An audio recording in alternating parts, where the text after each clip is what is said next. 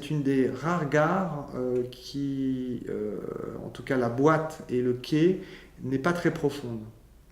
Donc il y a cette notion de la lumière.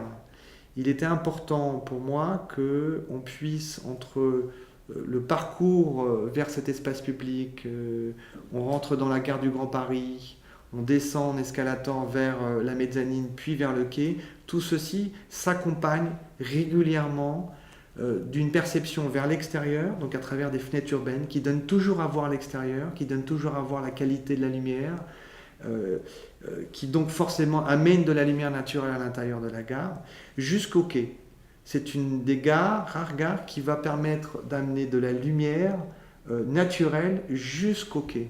Et ça, c'est important, c'est qu'il y a une continuité de la qualité de la lumière.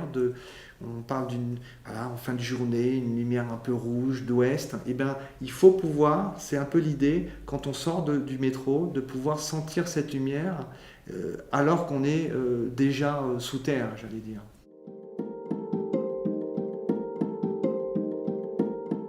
La gare du Grand Paris, elle doit contribuer, elle doit renforcer cette idée d'un parcours simple, évident, où la question du ressenti, finalement de cette sensibilité, de cette sensualité que décrit Jacques Ferrier, est présente avant même d'arriver dans la gare.